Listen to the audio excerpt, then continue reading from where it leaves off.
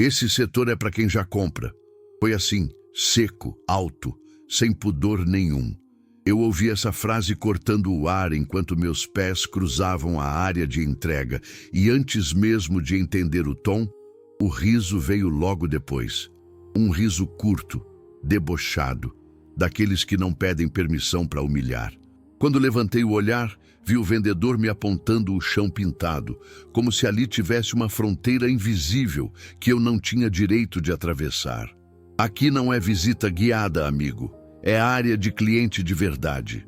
Ele disse isso como quem tem certeza de que não será questionado.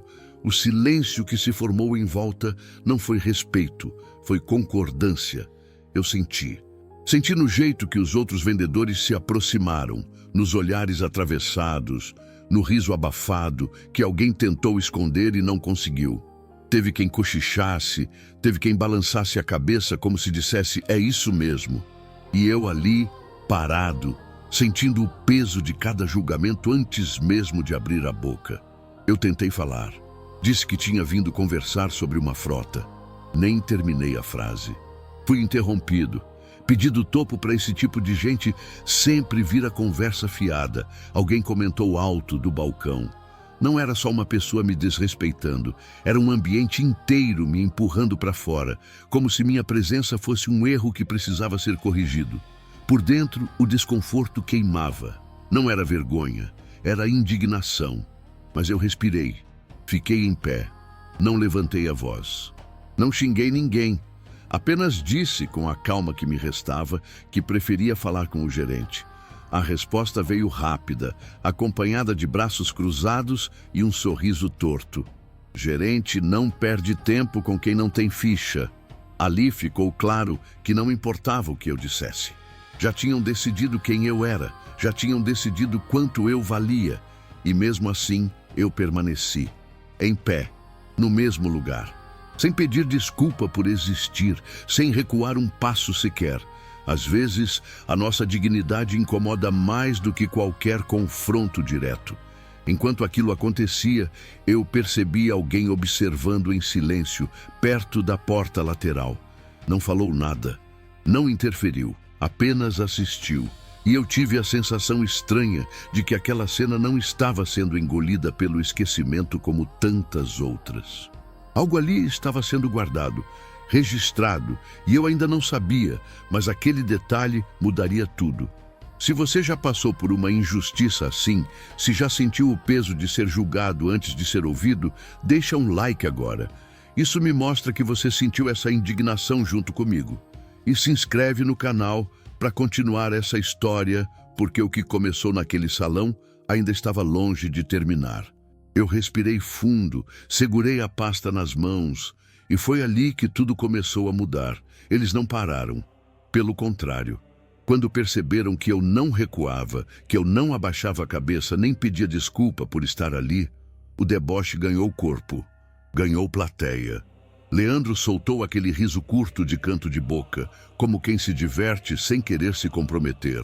Foi um som pequeno, mas suficiente para autorizar os outros. Camila do balcão nem fez questão de disfarçar. Falou alto, olhando para o computador, como se eu nem estivesse ali. Sempre a mesma história. Pedido topo, discurso bonito e zero dinheiro na mesa. Alguém respondeu com um arrastado, preguiçoso, quase automático. Eu senti os olhares me atravessando. Não era curiosidade. Era julgamento. Era aquela sensação de estar sendo medido, pesado, descartado em silêncio. Um cliente, encostado perto da vitrine, observava tudo com os braços cruzados. Não disse nada. Só balançou a cabeça, como quem confirma uma tese antiga. Aquilo doeu mais do que as palavras, porque quando ninguém discorda, o desprezo vira regra. Tentei falar de novo.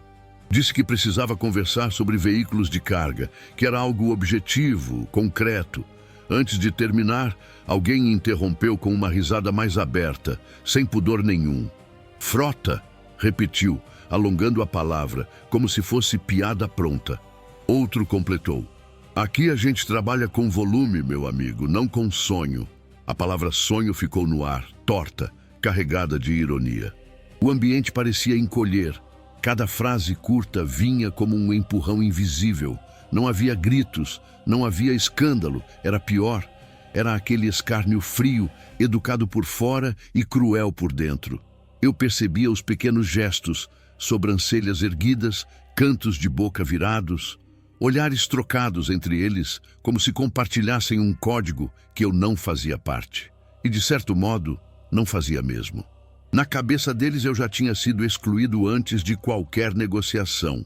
Em algum momento, alguém comentou sobre eu estar no lugar errado.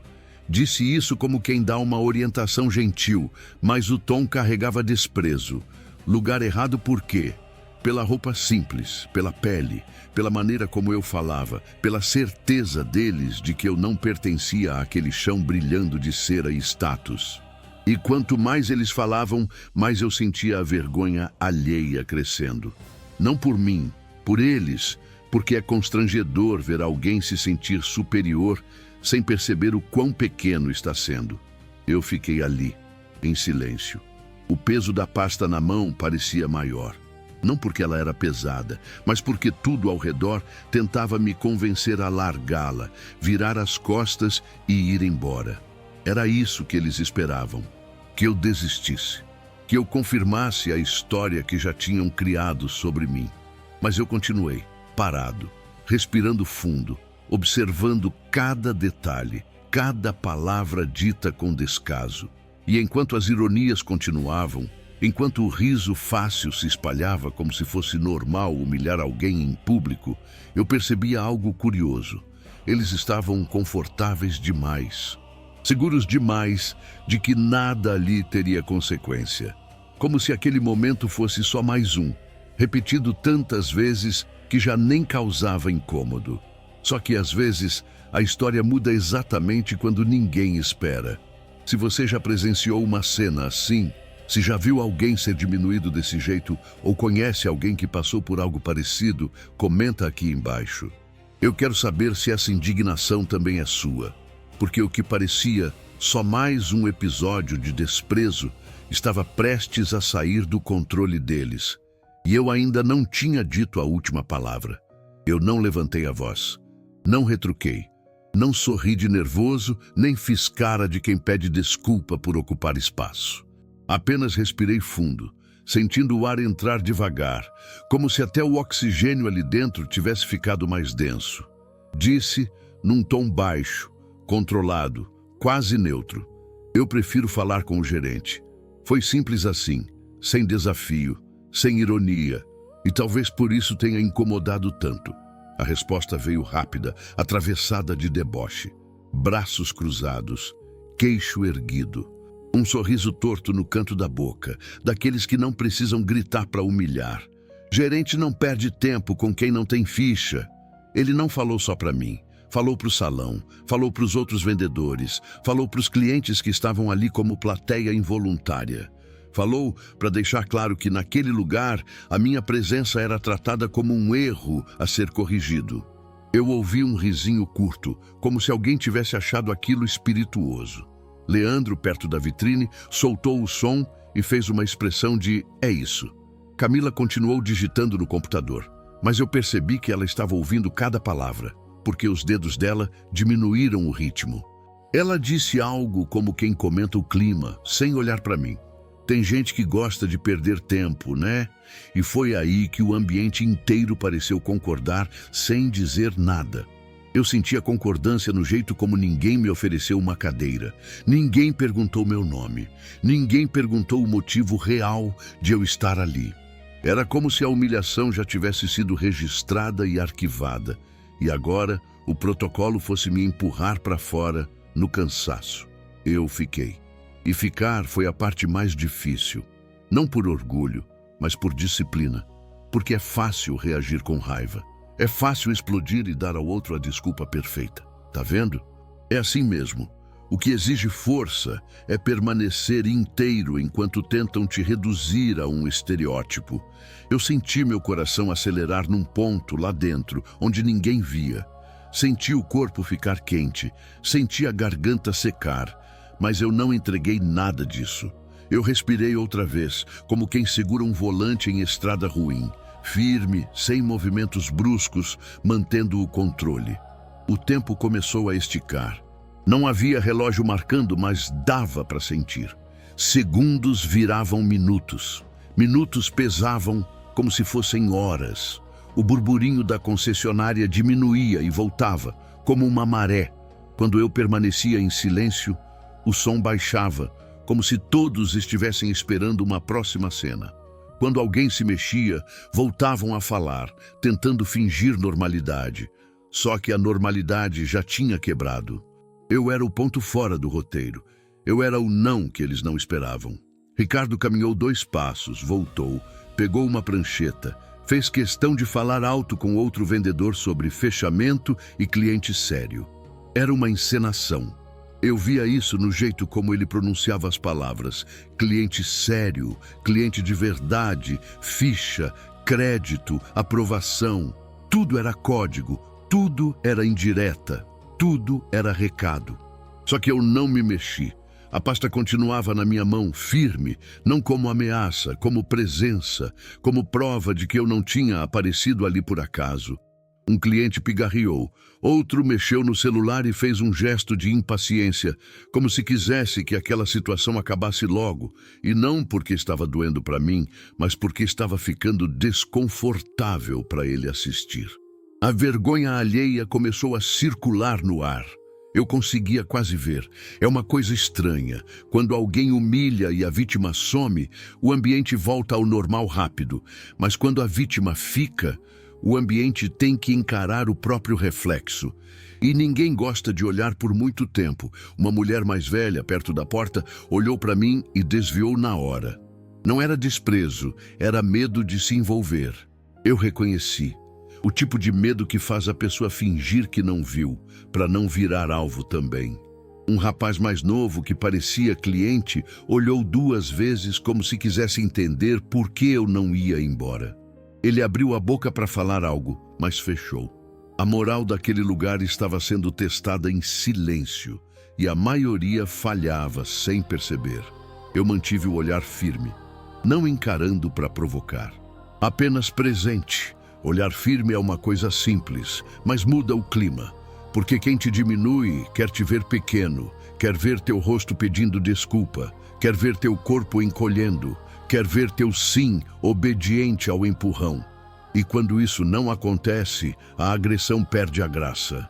Ricardo percebeu. Eu vi no jeito como ele começou a piscar mais, como ele engoliu seco quando passou perto de mim e não encontrou reação nenhuma para usar como justificativa. Ele tentou outra estratégia, o desprezo educado.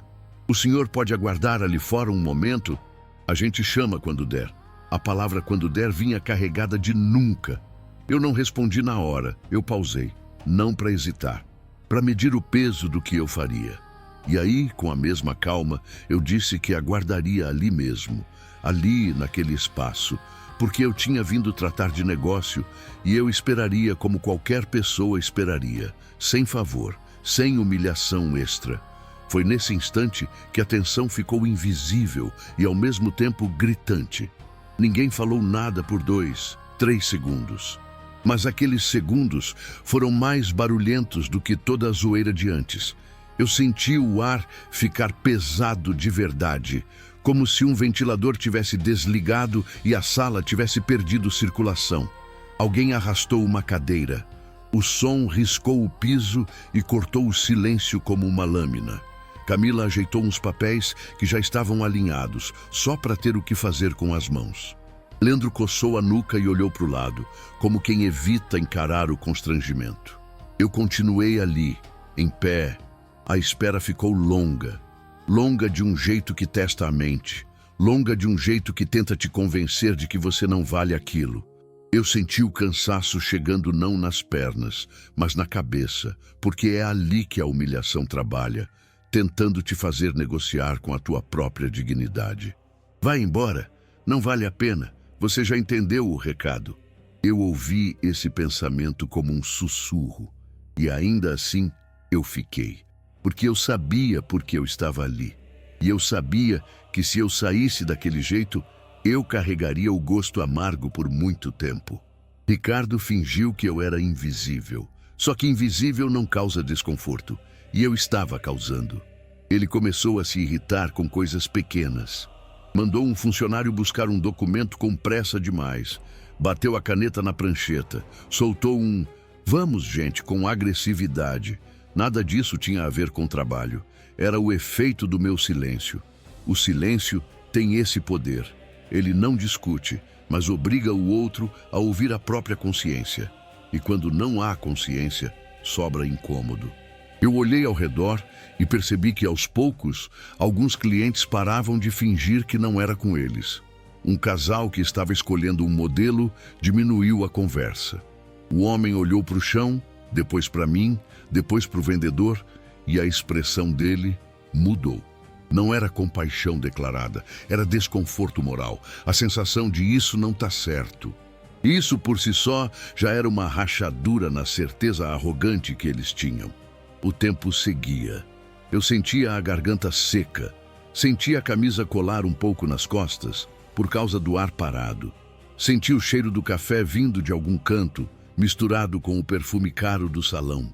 Tudo isso parecia mais forte porque eu estava hiperconsciente, como quem atravessa uma prova sem falar. Eu não queria que ninguém ali me aceitasse. Eu queria apenas que me tratassem como tratariam qualquer pessoa, com respeito básico, e parecia absurdo ter que sustentar isso sem gritar. A cada minuto, o deboche perdia força e virava algo mais perigoso: a dúvida. Porque, no fundo, quem humilha confia na hierarquia do lugar. Confia que o ambiente protege, confia que ninguém vai questionar. Mas quando alguém fica parado, calmo e não recua, a mente do agressor começa a procurar explicação. Por que ele não vai embora? O que ele sabe? Quem ele é? E essa curiosidade que nasce do medo de errar vai corroendo a coragem do escárnio. Eu vi Ricardo olhando para minha pasta mais de uma vez. Ele tentava disfarçar, mas eu percebia. Não era interesse educado, era ansiedade. Como se aquela pasta fosse um detalhe fora do script. Como se ela pudesse conter algo que transformasse o riso em arrependimento. E eu deixei que ele olhasse. Não por maldade, por justiça. Porque naquele momento eu entendi que o silêncio também é uma forma de dizer: eu não preciso provar nada agora, eu só preciso permanecer. E foi ali, naquele pedaço de tempo pesado e comprido, que eu senti uma coisa estranha. A humilhação estava mudando de dono. No começo, parecia que eu era o alvo. Agora, aos poucos, a cena começava a expor eles, expor a crueldade deles, expor o vazio, expor a coragem fácil que só existe quando o outro se encolhe. E como eu não me encolhi, tudo ficou mais evidente. Eu senti quando a cena começou a escapar do controle deles. Não foi uma explosão, foi uma mudança de ar. Um detalhe quase invisível. Pessoas que estavam só passando começaram a diminuir o passo. Gente que vinha conversar sobre preço parou de fingir que estava escolhendo cor. Até o barulho do salão ficou diferente, como se o lugar inteiro tivesse entendido que não era mais só um cliente chato sendo dispensado. Era uma humilhação acontecendo ao vivo, sem filtro. E aquilo tem um som próprio, um tipo de silêncio que pesa. Um casal que estava do lado da vitrine, comparando modelos, parou de falar. A mulher mordeu o lábio e olhou para o homem como quem pergunta sem palavras: eles estão fazendo isso mesmo? O homem ajeitou o relógio, um gesto automático, desses de ansiedade, e desviou os olhos. Não porque concordava, porque ficou desconfortável. A vergonha alheia começou a circular como fumaça, entrando nos cantos, grudando nos corpos, fazendo cada pessoa escolher se ia continuar neutra ou admitir o que estava vendo. Ricardo percebeu, e quando ele percebeu, mudou o tom. Não ficou mais agressivo, ficou falso. O deboche aberto começou a virar um teatro apressado de profissionalismo. Ele deu 2 passos para trás, ajeitou a postura, pegou a prancheta como se aquilo fosse uma armadura. Senhor, como eu já disse, a gente precisa de alguns dados para iniciar atendimento. A frase saiu quebrada, sem firmeza. Ele olhou rápido ao redor antes de terminar, como se buscasse a aprovação de quem estava assistindo. E esse olhar denunciou tudo. Porque quem está certo não pede permissão para o público. Camila, no balcão, que antes falava alto como se eu não existisse, passou a falar baixo. A voz dela virou sussurro. O teclado parou de estalar com confiança e começou a falhar em pausas longas. Ela fez uma coisa ridícula. Pegou um papel, fingiu ler, virou, fingiu ler de novo. Era como se o corpo dela estivesse tentando se esconder atrás de tarefas. Leandro, que antes ria, agora não ria mais. Ele ficou com aquele sorriso congelado sem graça. E mudou de posição 2 vezes, como quem procura um lugar onde a consciência não alcance. O salão inteiro parecia entrar num modo de julgamento silencioso. Eu sentia isso no jeito como os olhares não eram mais apenas para mim. Eram para eles, para a atitude deles, para a forma como estavam tentando corrigir tarde demais uma coisa que já tinha sido exibida. Não existia tribunal, não existia juiz, mas existia aquele veredito no ar. Vocês passaram do limite. E o mais cruel desse tipo de julgamento é que ninguém precisa falar, basta assistir. Uma mulher que parecia ser funcionária da oficina apareceu na porta lateral, segurando um tablet, e ficou parada por 1 segundo a mais do que o normal. Ela olhou para mim, olhou para Ricardo, e o rosto dela fez uma microexpressão de repulsa, rápida, quase imperceptível. Aquelas expressões curtas são as mais sinceras. A pessoa não tem tempo de fingir. E eu vi, sim, que havia gente ali dentro que sabia que aquilo era errado. Foi nesse momento que eu notei uma presença que antes era só sombra no canto. Perto da porta lateral havia uma mulher aguardando, encostada como quem esperava uma resposta da manutenção. Eu reconheci o uniforme, os crachás, o jeito prático de quem vive resolvendo urgências. Ela não tinha cara de cliente. Tinha cara de quem carrega problema dos outros no dia a dia. Depois eu saberia o nome, Marina Lopes Azevedo. Mas naquele instante, ela era só a primeira pessoa ali que não parecia estar se divertindo nem se protegendo. Ela observava em silêncio, não com raiva teatral, com incredulidade, como se aquilo fosse tão absurdo que o cérebro dela precisasse de segundos para aceitar. Eu vi quando ela puxou o celular devagar, sem chamar atenção. Não fez gesto grande, só deslizou o aparelho para fora, segurou na altura do peito e posicionou de um jeito que parecia casual. Só que não era. Era registro, era prova. E eu senti um arrepio, porque eu entendi. Alguém ali tinha decidido que aquilo não seria só mais um episódio que some no fim do expediente. O desconforto aumentou de verdade quando Ricardo tentou forçar um sorriso. Um sorriso feio, o tipo de sorriso que nasce do medo de ser visto como o que se é. Senhor, por favor, aguarde um instante, vamos verificar. Ele falou por favor, como se a palavra pudesse apagar o antes, como se educação de última hora fosse borracha. E aí ele olhou para um colega e fez um gesto com a cabeça pedindo socorro. Era um pedido silencioso. Me tira dessa. Só que a cena já estava grande demais. Os clientes próximos continuavam parados. Eles não iam embora. A curiosidade tinha virado incômodo. Incômodo tinha virado julgamento. E o julgamento tinha virado uma espécie de pressão no peito de todo mundo.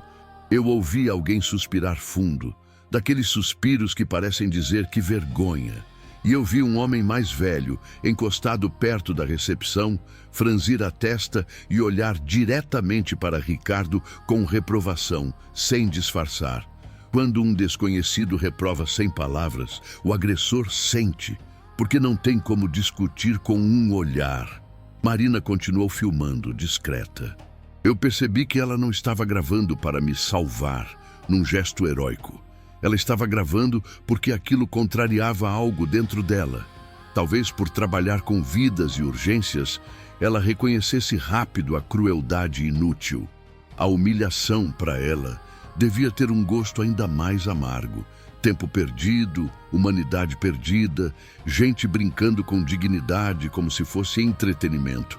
E quanto mais ela observava, mais eu sentia a atmosfera mudar. Era como se a presença de uma testemunha real, alguém que não fazia parte da panelinha do salão, criasse uma regra nova. Uma regra que eles não controlavam. Porque até ali o jogo era interno. Vendedor humilha, colegas riem, cliente vai embora, fim. Mas com uma testemunha, o jogo muda. Com alguém vendo de verdade, o ambiente perde a proteção. Aquele "aqui a gente faz assim" começa a parecer pequeno, feio, indefensável. Ricardo começou a falar com frases curtas, apressadas, tentando normalizar. Vamos ali, vamos resolver. Questão de procedimento. Ele já não me chamava de amigo, não ousava. Agora era senhor. Tarde. O respeito não se inventa no meio da vergonha. Camila levantou os olhos pela primeira vez e me encarou por meio segundo. E desviou. Não foi coragem. Foi culpa. A culpa é um tipo de olhar que não aguenta ficar. O pior para eles era que eu não dava material para justificativa. Eu não gritava. Eu não ameaçava. Eu não fazia escândalo, eu só permanecia. E a minha calma colocava todos em evidência. Porque quando você está calmo, o erro do outro aparece mais nítido. Eu vi isso acontecer no rosto de alguns clientes. A indignação crescendo devagar, sem saber para onde ir. Porque é fácil se indignar quando alguém grita. Aqui não tinha grito. Só um homem em pé, sendo tratado como se não merecesse estar ali. E isso, para qualquer pessoa com o mínimo de consciência, incomoda mais. A cena naquele ponto parecia mesmo um julgamento silencioso. O salão inteiro era um júri sem palavras. Cada olhar era um voto, cada pausa era uma sentença. E Ricardo, mesmo tentando disfarçar, parecia menor a cada tentativa de parecer profissional. Porque quanto mais ele arrumava o figurino, mais ficava claro que o que tinha acontecido antes era real. E não tinha desculpa. E eu vi Marina apertando o celular com firmeza, como quem decide, isso não vai morrer aqui. Ela olhou para mim rapidamente, não com pena, mas com uma espécie de respeito silencioso. Como quem reconhece força onde esperavam fragilidade.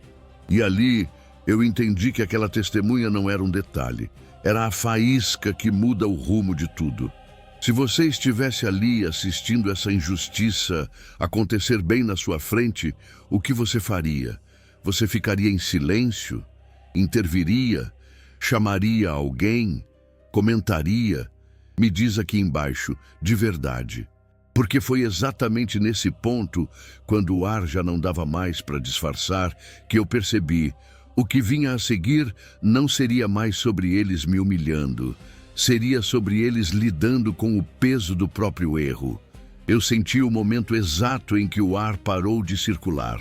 Não foi quando alguém falou, foi quando eu decidi me mover. Até ali eu era apenas o homem que permanecia, o incômodo em pé, o silêncio que constrangia.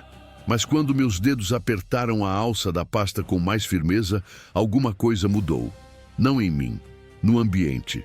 Eu caminhei 2 passos até o balcão. Não rápido, não lento demais. O suficiente para todos perceberem que algo estava para acontecer. Ninguém tentou me interromper, ninguém fez piada. Era como se, instintivamente, todos tivessem entendido que aquele não era mais o momento de rir. O julgamento silencioso que pairava no ar ganhou peso, expectativa. Eu apoiei a pasta sobre o balcão. O som foi seco. Couro contra a superfície lisa. Um som pequeno, mas alto demais naquele silêncio recém-instalado. Ricardo parou de falar no meio de uma frase que nem chegou a terminar. A boca dele ficou entreaberta por um segundo a mais do que o normal. Eu não olhei para ele. Não ainda. Eu abri a pasta com calma. Não por teatro, por controle. Dentro, tudo estava organizado. Não havia pressa ali. Papéis alinhados, contratos impressos em papel timbrado. Nada improvisado. Eu puxei o primeiro documento com cuidado, como quem sabe exatamente o valor do que carrega. não só financeiro, mas simbólico. Coloquei sobre o balcão, alisei com a palma da mão e só então empurrei levemente na direção dele. Não disse nada. Ricardo olhou para o papel como quem encara algo perigoso. Primeiro rápido, depois mais atento. Os olhos dele desceram pela página, pararam, voltaram, desceram de novo.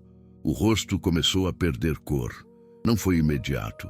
Foi um esvaziamento gradual, como se o sangue tivesse decidido recuar aos poucos. O riso, que antes morava fácil no canto da boca, simplesmente desapareceu. Eu vi Leandro se aproximar, curioso, e depois travar. Ele inclinou o corpo para tentar ler. Engoliu seco, literalmente. O movimento da garganta foi visível. Camila levantou a cabeça do balcão pela primeira vez, sem fingimento. Os dedos dela ficaram suspensos no teclado, imóveis. O salão, que até minutos antes tinha murmúrios, risos e cochichos, entrou num silêncio absoluto. Não aquele silêncio educado de quem espera atendimento. Um silêncio de choque. Eu levantei o olhar então, não como desafio, como constatação. E falei, pela primeira vez depois de muito tempo, sem elevar o tom. Aquisição imediata, 18 veículos de carga hospitalar. As palavras caíram no espaço como blocos de concreto. Não porque eram ditas com força, mas porque traziam um peso que ninguém ali esperava carregar. Ricardo piscou várias vezes, como se o cérebro dele estivesse tentando recalcular a realidade. Ele passou o dedo pela linha do valor. 6.700.000 reais. 6.700.000 reais. Não parcelado, não condicionado, imediato. O tipo de número que muda a conversa, o tipo de número que cala a arrogância, o tipo de número que expõe preconceito em segundos. Alguém soltou um "meu Deus" quase inaudível atrás de mim. Um cliente deu um passo para frente sem perceber. Outro levou a mão à boca. A vergonha alheia, que antes era desconforto, virou espanto, porque agora estava claro para todos o tamanho do erro que tinha sido cometido. Não era mais interpretação, era fato. Ricardo tentou falar. A boca se mexeu, mas não saiu som.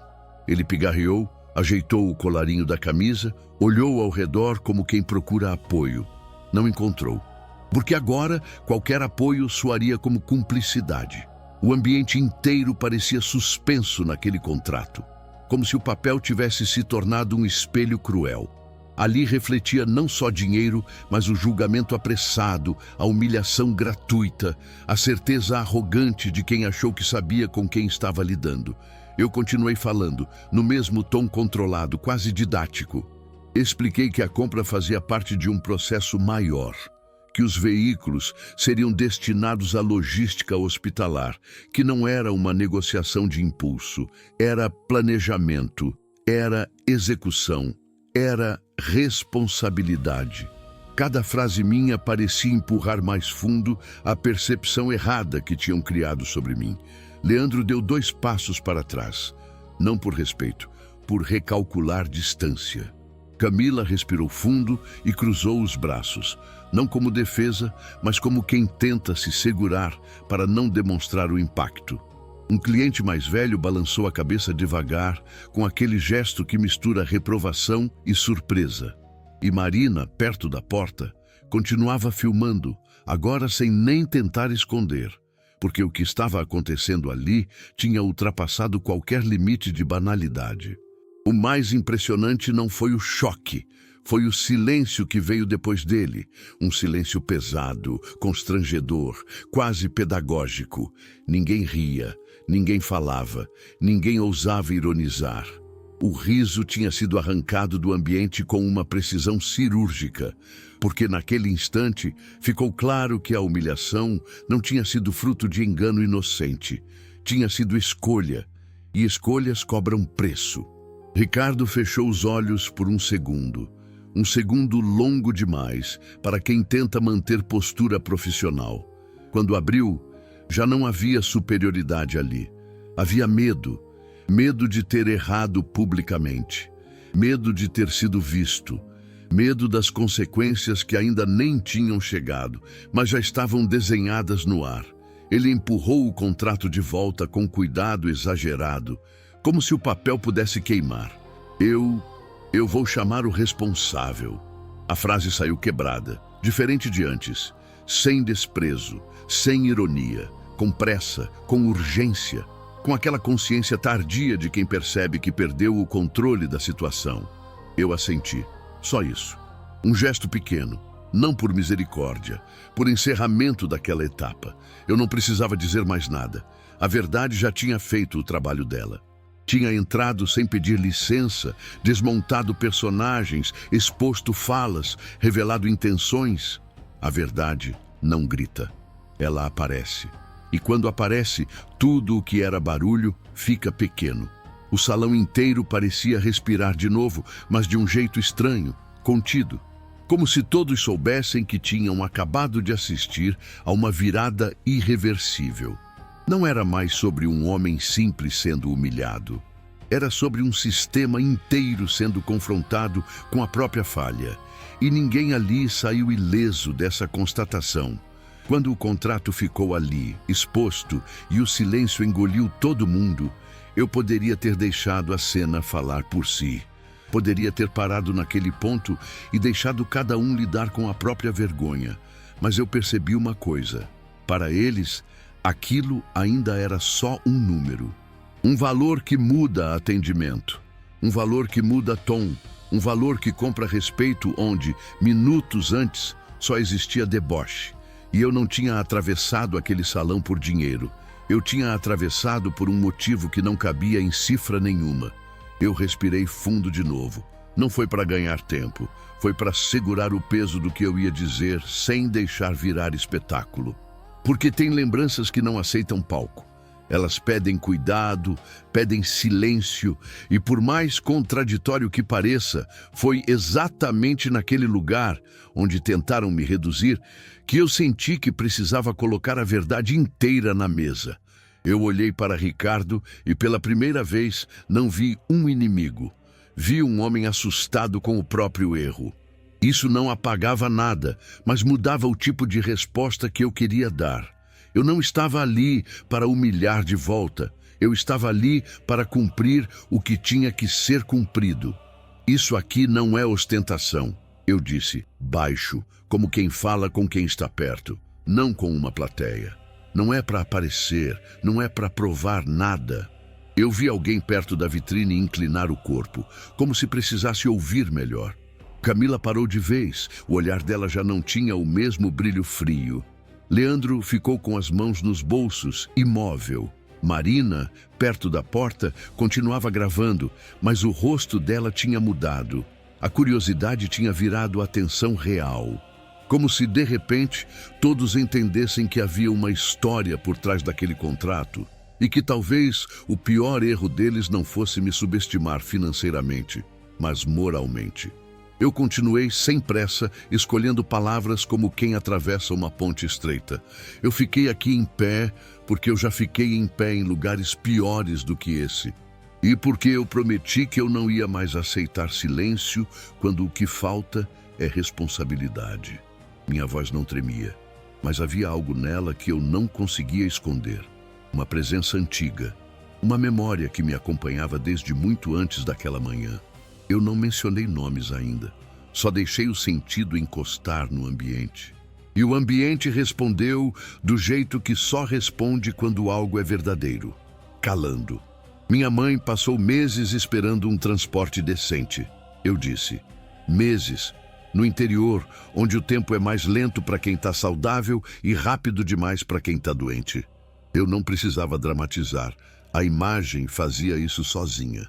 Eu via na cabeça, como se fosse agora, corredor de hospital com cheiro de desinfetante, cadeira dura, ambulância velha que demora, gente que trabalha no limite. Eu via o olhar dela tentando não me preocupar, tentando sorrir com pouca força. Eu via as mãos dela, que sempre foram firmes, ficando leves, quase como folhas. E eu via também o que mais doeu. A naturalidade com que o sistema aceita que algumas pessoas esperem mais do que deveriam. Ela tinha fé, eu continuei, daquelas que não fazem barulho. Fé de quem acorda cedo, agradece o que tem e mesmo assim acredita que Deus enxerga o que ninguém mais enxerga. Eu vi o cliente mais velho, aquele que já tinha demonstrado reprovação, baixar os olhos por um segundo. Vi uma mulher apertar a bolsa contra o corpo. Não era pena, era reconhecimento. Todo mundo conhece alguém que já ficou à mercê de um transporte que não veio, de uma vaga que demorou, de um atendimento que falhou. E quando você toca nisso sem fazer show, as pessoas se veem.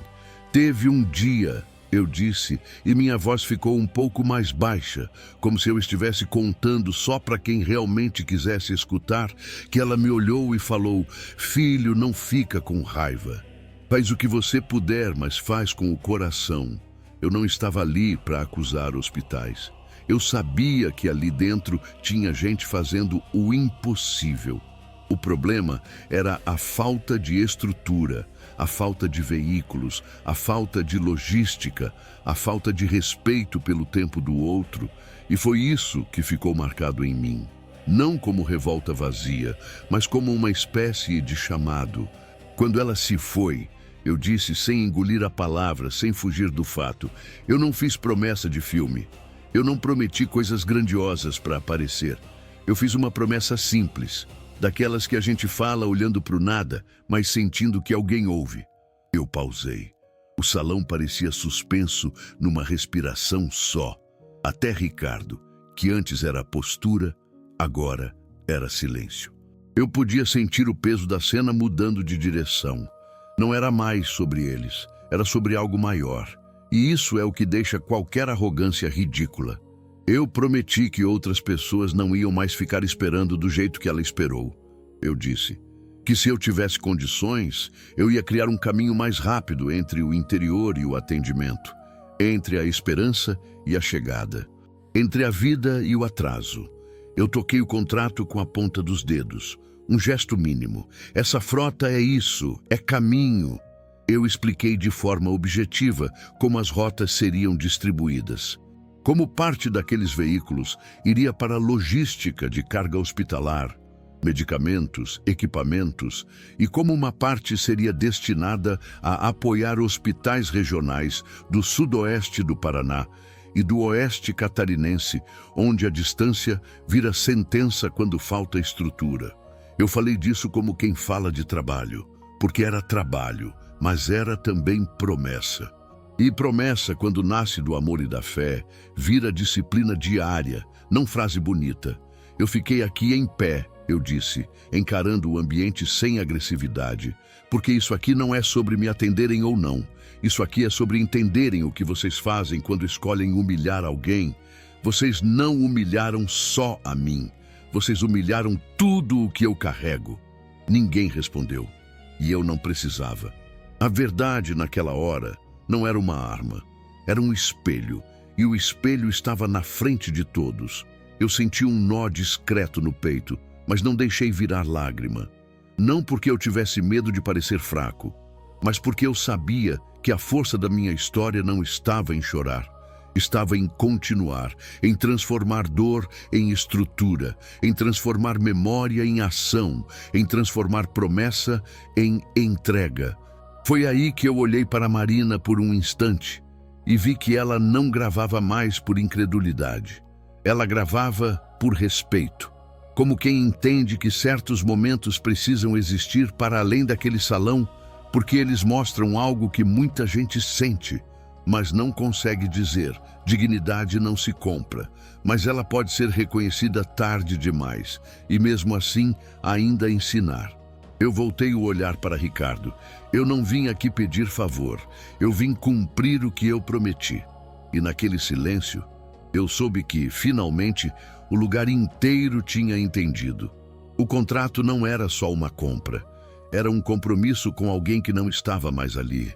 Era amor em forma de logística, fé em forma de estrada. E por isso eu não podia ir embora quando tentaram me diminuir. Porque eu não estava sozinho, eu carregava uma promessa. Depois que eu falei da promessa, depois que o salão inteiro pareceu entender que aquele contrato não era um troféu, mas um compromisso, aconteceu uma coisa curiosa. Ninguém sabia mais onde colocar as mãos. O que antes era deboche tinha virado uma espécie de constrangimento coletivo, e o silêncio já não era só choque, era medo. Medo do que vinha a seguir. Medo de que a realidade chegasse de vez, e chegasse com nome, cargo e consequência. Ricardo tinha ido chamar o responsável com a pressa de quem tenta apagar um incêndio com as próprias mãos. Só que não se apaga um incêndio fingindo que não existiu fumaça. Ele voltou ao balcão 2 vezes, como se quisesse dizer alguma coisa e não encontrasse nenhuma frase que não piorasse tudo. A língua dele parecia pesada, o rosto tenso, os olhos fugindo dos olhares que agora o encaravam com reprovação. Leandro não ria mais. Ele não conseguia nem sustentar aquele meio sorriso que antes era fácil. Ficou parado perto da vitrine como um figurante que esqueceu a fala. Camila mexia em papéis, mas eu via que as mãos dela tremiam de leve. Nada dramático, só o suficiente para denunciar que, por dentro, ela já estava se perguntando como aquilo tinha chegado tão longe. E os clientes, que antes eram espectadores desinteressados, tinham virado um júri silencioso. Um casal sussurrava baixinho. Um senhor mais velho fixava o olhar em Ricardo com a mesma expressão de quem vê um menino fazendo coisa errada e espera que o adulto chegue. E eu fiquei ali, sem mover um músculo a mais do que o necessário. A pasta no balcão, o contrato visível, a promessa ainda no ar. Eu sentia que naquele instante o tempo tinha reduzido tudo ao essencial. Quem estava certo, quem estava errado e quem teria coragem de assumir. A tensão era máxima porque ninguém sabia qual seria o tamanho do estrago quando a autoridade entrasse pela porta. A porta do salão se abriu, não de repente, mas com uma firmeza que mudou o som do ambiente. Eu ouvi passos mais pesados. Passos de quem não pede licença para ser ouvido. E antes mesmo de eu ver o rosto, eu vi a reação do lugar. Cabeças virando ao mesmo tempo, conversas morrendo na garganta, respirações presas. O tipo de silêncio que só aparece quando alguém importante chega. Álvaro Teixeira Brandão entrou.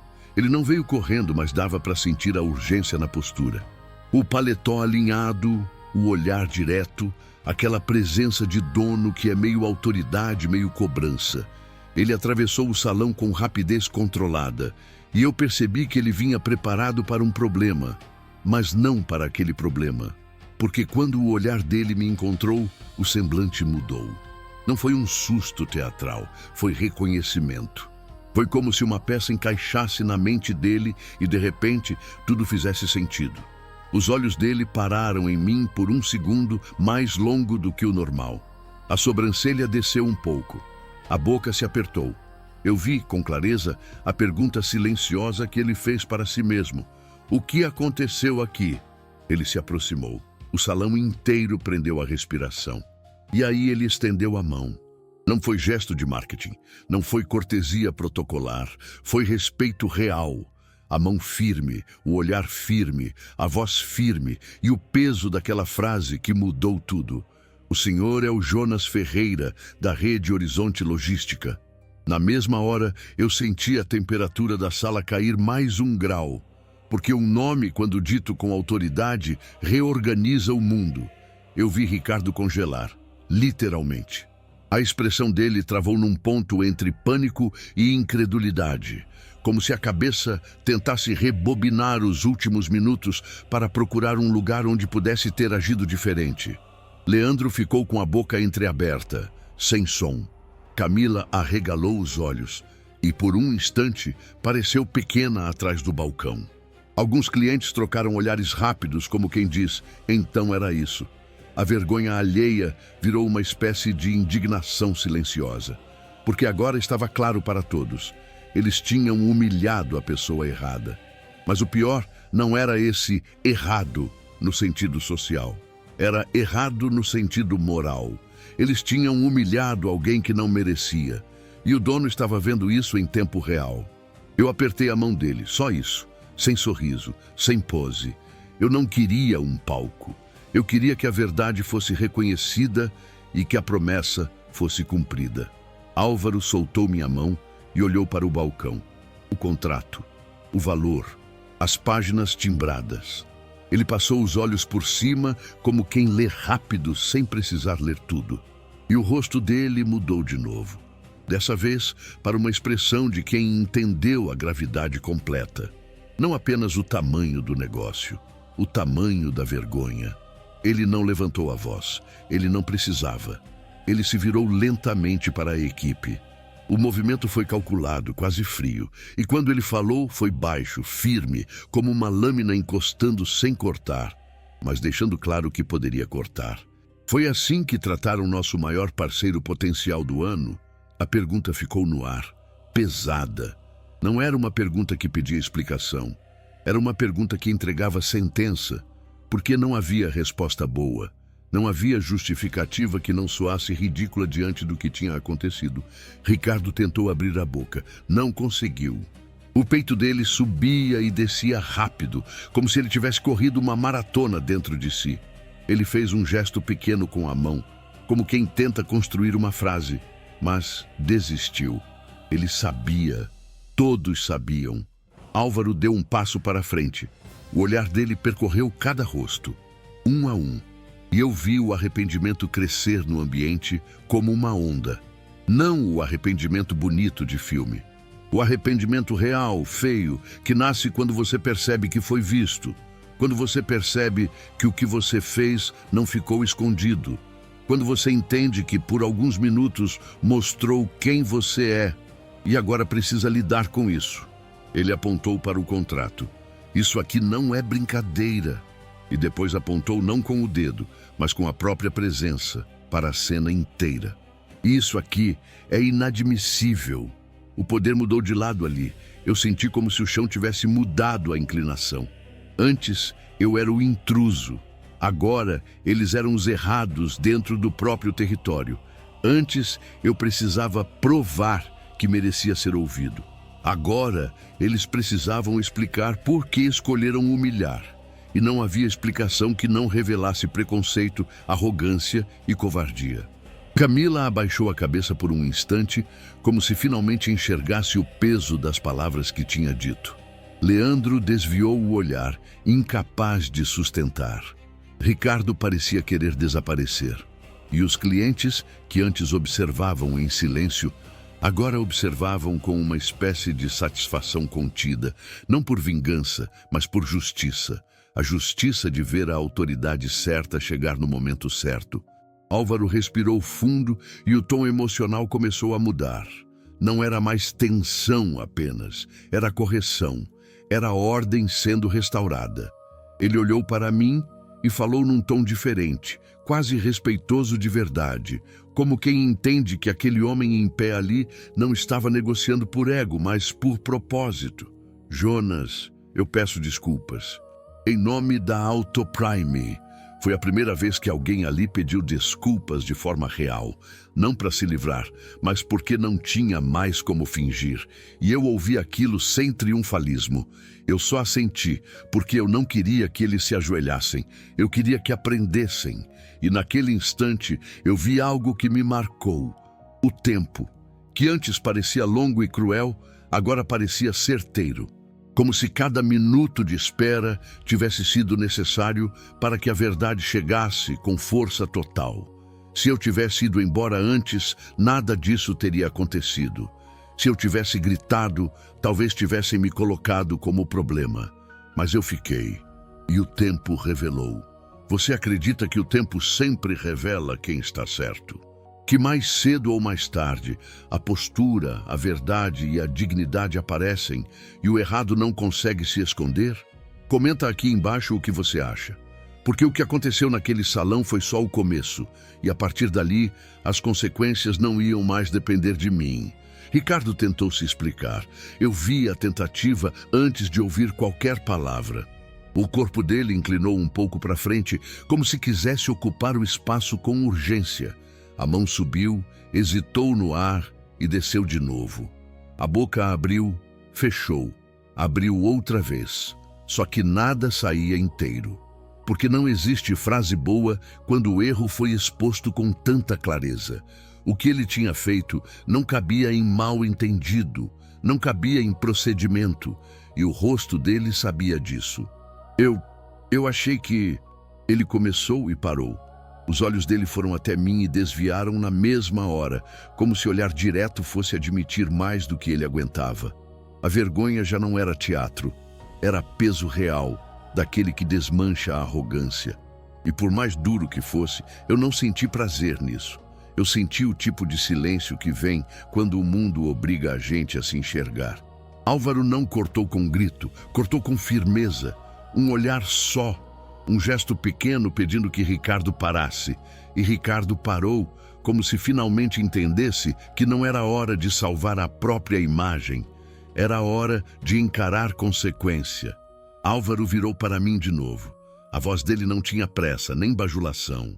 Jonas, eu repito, eu peço desculpas. Ele respirou, como se escolhesse bem as palavras. O que aconteceu aqui não representa o que eu aceito dentro da minha empresa. Não houve aplauso. Não houve alguém dizendo que bonito.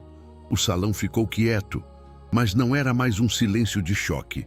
Era um silêncio de restauração, como se aos poucos algo estivesse voltando para o lugar certo.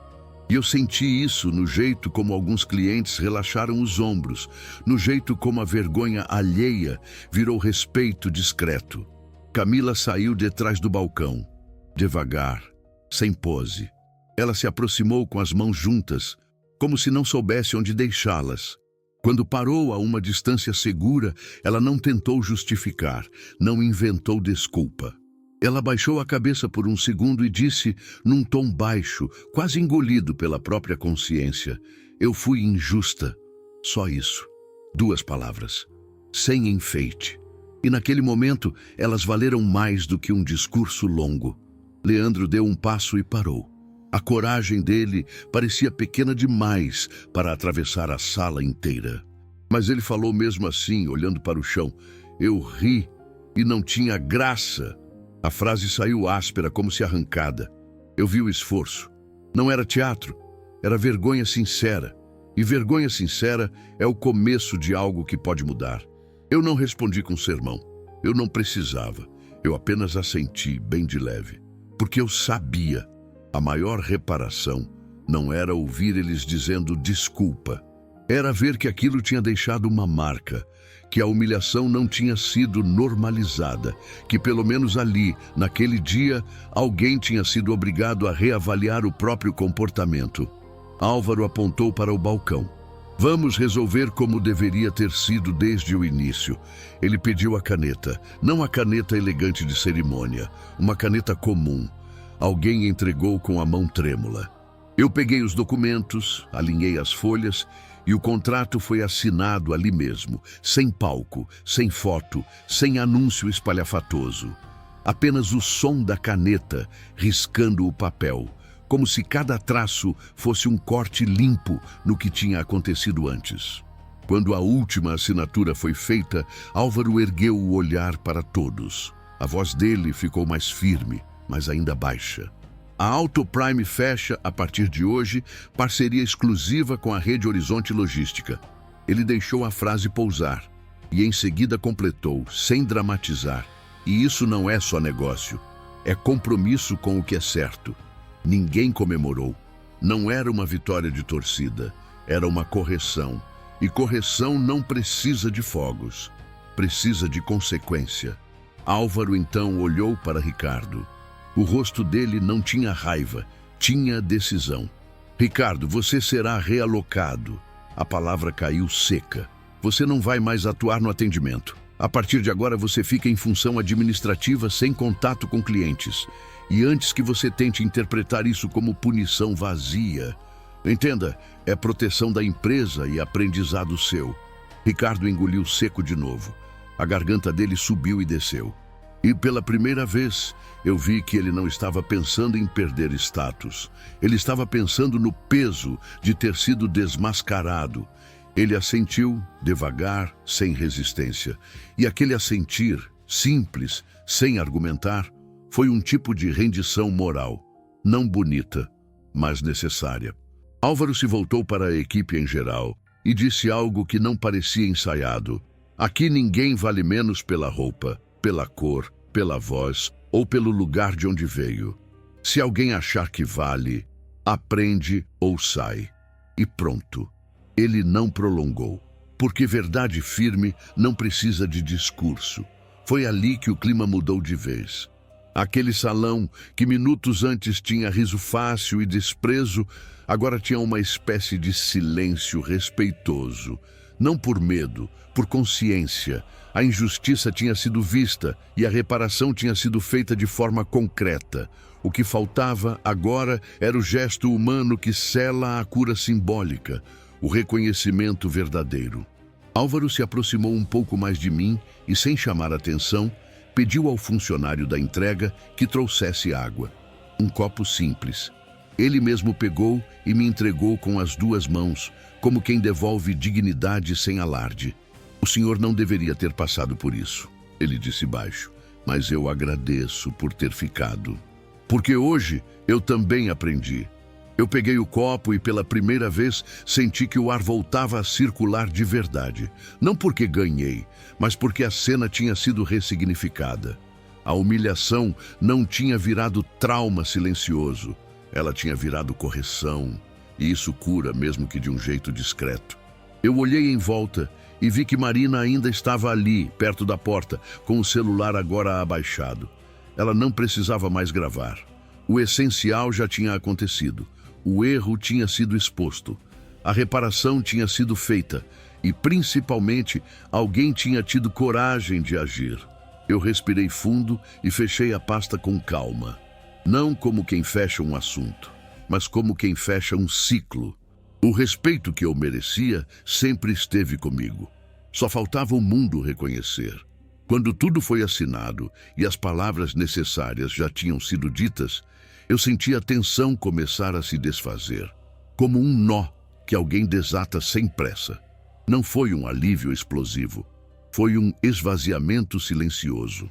O salão continuava o mesmo, as vitrines brilhavam do mesmo jeito, o cheiro de café ainda rondava o ar, mas a atmosfera tinha mudado.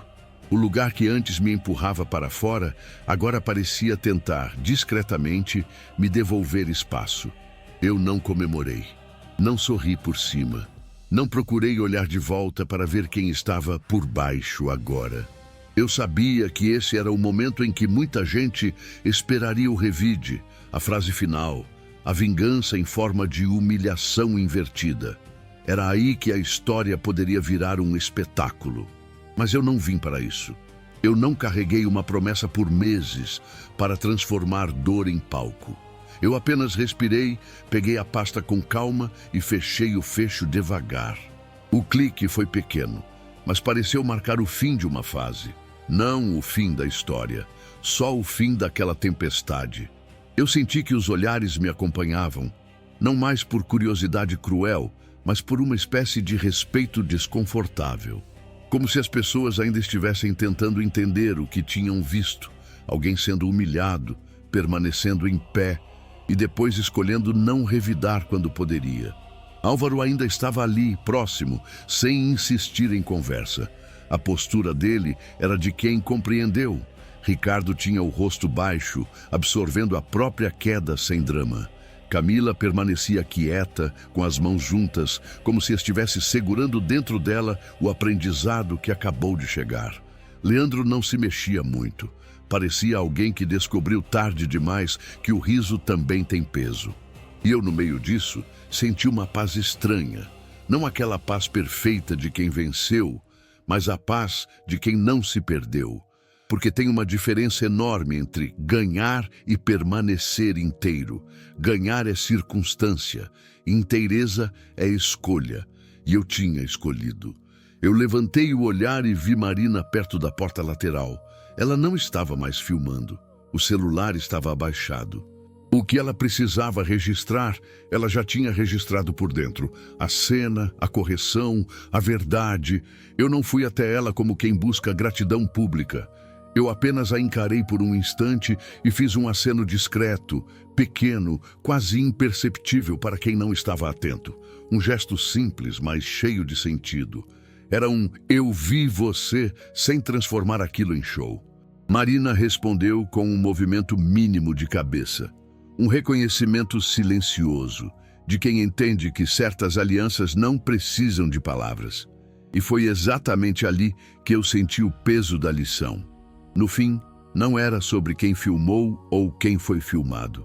Era sobre quem escolheu ser humano num ambiente que tinha esquecido a humanidade. Eu voltei para o balcão apenas para confirmar os detalhes técnicos. Entrega, prazos, documentação, sem tom de superioridade, sem ironia, sem alfinetada. O funcionário responsável pelo processo ficou visivelmente nervoso, mas eu falei com ele do mesmo jeito que eu falaria com qualquer pessoa. Porque eu sabia que dignidade também é isso. Tratar com respeito até quem está tremendo por causa do erro dos outros. Em alguns momentos, eu percebi que esperavam uma frase final. Algo marcante, um "agora vocês aprenderam", um "nunca julguem". Mas eu não disse, porque a cena já tinha ensinado sozinha. O silêncio tinha ensinado, a assinatura tinha ensinado, a realocação tinha ensinado e, acima de tudo, a minha postura tinha ensinado. Eu não precisava repetir o que todo mundo já estava sentindo. Vergonha, arrependimento, alívio, consciência. Eu só precisava ir embora do jeito que eu entrei, com a cabeça erguida. Só que agora, sem o peso da injustiça grudado nos ombros. Eu caminhei em direção à saída sem pressa. Os passos ecoaram no piso brilhante, mas já não eram passos de alguém que tenta provar nada. Eram passos de quem pertence ao próprio caminho. Eu senti o vidro da porta refletindo meu rosto por um segundo, e eu vi algo que me marcou. Eu estava igual por fora, mas diferente por dentro. Não porque me deram respeito, porque eu não deixei que tirassem. Antes de cruzar a porta, eu parei por um instante, só o tempo de olhar o salão uma última vez. Não para cobrar, para encerrar. E eu entendi que a verdadeira justiça não é quando o outro cai. É quando você poderia revidar e escolhe não se tornar igual. É quando sua dignidade fala mais alto do que sua raiva. É quando você mantém o respeito, mesmo depois de ser testado. Se isso fez sentido para você, comenta aqui embaixo. Você acredita que a verdadeira força está em manter o respeito, mesmo depois de ser humilhado? Porque nem todo mundo consegue. E talvez seja exatamente por isso que, quando alguém consegue, o mundo inteiro sente. Meses se passaram depois daquele dia, e o que parecia apenas um episódio isolado começou a mostrar suas raízes se espalhando. Não de forma barulhenta, não como manchete, mas do jeito que as coisas importantes costumam acontecer, em silêncio, ganhando corpo pouco a pouco, até ficar impossível fingir que não existem. Eu comecei a ver os primeiros veículos da frota cruzando estradas que eu conhecia bem, não mais como promessa, mas como presença real. Caminhões identificados, organizados, entrando e saindo de hospitais do interior com uma regularidade que antes não existia. Medicamentos chegando mais rápido. Equipamentos que antes demoravam dias agora chegavam em horas. O intervalo entre a urgência e o atendimento diminuiu, e isso, para quem espera, muda tudo. Em alguns hospitais, os profissionais comentavam sem saber que eu ouvia. Diziam que o fluxo tinha melhorado, que o transporte estava mais confiável, que finalmente dava para planejar sem medo do atraso. Não era gratidão direcionada a mim, era algo melhor. Era normalidade restaurada. Quando o bem funciona, ele não precisa ser anunciado. Ele simplesmente resolve. A Autoprime também mudou. Não apenas em números, mas em postura. Novos contratos institucionais começaram a surgir. Parcerias com consórcios regionais, com prefeituras, com redes hospitalares. O nome da empresa passou a circular em contextos mais sérios, mais responsáveis. E dentro dela, aquela cena no salão virou referência silenciosa. Não como vergonha pública, mas como marco interno. Um antes e um depois que ninguém precisava explicar muito. Eu segui meu caminho. A Rede Horizonte cresceu, mas sem perder o foco que deu origem a tudo. Passei a ser chamado para reuniões técnicas, não como o homem do contrato, mas como alguém que entendia logística com propósito. Gente que nunca tinha me visto começou a me ouvir com atenção. Não porque eu falava alto, mas porque eu falava com sentido. Aos poucos, meu nome deixou de ser só empresarial e passou a ser associado a algo maior. Logística humanitária feita com responsabilidade. E Marina assumiu a coordenação do transporte de emergência do consórcio regional. Quando soube, eu sorri sozinho. Não por orgulho indireto, mas porque fazia sentido. Ela sempre teve o olhar certo para o essencial. Agora, tinha a caneta e a estrutura para transformar observação em ação. O sistema ganhou alguém que não fecha os olhos. E isso, por si só, já é um avanço enorme. Às vezes, eu lembrava daquele salão, do silêncio, do peso, da espera, e percebia como uma decisão tomada sem ódio tinha reverberado longe. Não só em contratos, mas em pessoas, em escolhas, em caminhos que se abriram porque alguém resolveu ficar inteiro quando seria mais fácil ir embora ferido. O que aconteceu ali não foi milagre instantâneo, foi consequência. O tipo de karma positivo que nasce quando você age certo, mesmo quando ninguém está te favorecendo. E cresce, se espalha, multiplica. Quando eu voltei à Auto Prime para a entrega simbólica do último veículo daquela primeira frota, não havia mais barulho de risada no ar. Havia movimento, sim, mas era outro tipo de movimento. Um tipo de respeito que não precisa ser anunciado. Eu caminhei pelo mesmo corredor onde meses antes uma frase tentou me empurrar para fora. E dessa vez, ninguém apontou o chão, ninguém mediu minha roupa, ninguém perguntou se eu tinha ficha. As pessoas apenas abriram espaço, não por medo, mas por consciência. Ricardo não estava no salão. E isso, para mim, não foi vingança. Foi consequência. A consequência natural de quem aprende do jeito mais duro, sendo obrigado a encarar o que fez. Eu soube, por alguém da empresa, que ele estava cumprindo a função administrativa e que, pela primeira vez, era visto trabalhando em silêncio, sem pose, sem superioridade. Não é meu papel julgar o que acontece dentro dele. Mas eu gosto de acreditar que, quando a vida expõe um erro, ela também oferece um caminho de correção. Camila me cumprimentou de longe, com um gesto simples, e eu respondi do mesmo jeito. Leandro também. Nada de abraços, nada de discursos, só gestos pequenos, sinceros, como quem entende que certas mudanças não precisam de palco para existirem. E eu senti, naquele instante, que o aprendizado tinha ficado no lugar, que aquela cena não foi só um episódio que passa e some. Ela virou marca, virou limite. Virou um aqui não mais. Álvaro apareceu perto da entrada sem pressa e caminhou ao meu lado até a área de entrega. Ele não tentou se justificar de novo. Ele não precisava. Ele só disse, com a voz baixa de quem fala com verdade: "Obrigado por ter ficado naquele dia." Eu assenti, porque eu sabia o que ele queria dizer com aquilo. Obrigado por ter feito o certo mesmo quando ninguém estava facilitando. Marina estava lá também, acompanhando uma vistoria de transporte do consórcio regional. Quando nossos olhos se encontraram, eu não disse nada. Eu apenas fiz aquele mesmo aceno discreto de antes, e ela respondeu com um sorriso leve, um sorriso curto, mas cheio de sentido. Como quem reconhece que a vida, às vezes, alinha as coisas de um jeito que a gente não planeja. E quando alinha, é para o bem. Quando o último veículo foi liberado, eu coloquei a mão no volante por um segundo e fechei os olhos. Não foi para celebrar, foi para lembrar. Lembrar do corredor de hospital, do cheiro, da espera, do cansaço nos olhos da minha mãe. E lembrar também da promessa, que não era frase bonita, era direção.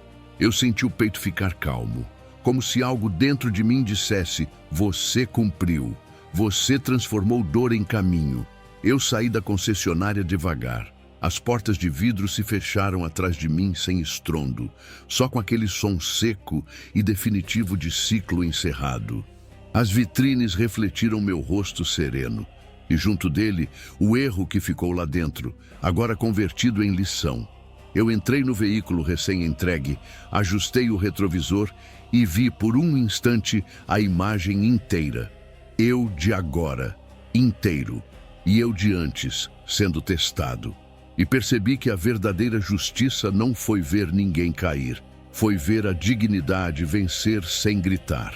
Eu segui, não para provar nada, mas porque agora o caminho pertence a quem nunca precisou humilhar ninguém para chegar até ali. Se essa história te deu arrepio, se ela te trouxe esperança e te lembrou que a justiça pode ser silenciosa e ainda assim poderosa, deixa o seu like. Comenta aqui embaixo o que você sentiu e se já viveu ou presenciou algo parecido. Compartilha com alguém que precisa lembrar que dignidade não se negocia. E se inscreve no canal para continuar acompanhando outras histórias de justiça e destino, porque tem muita gente por aí achando que pode diminuir os outros, até o dia em que a vida coloca a verdade bem na frente deles.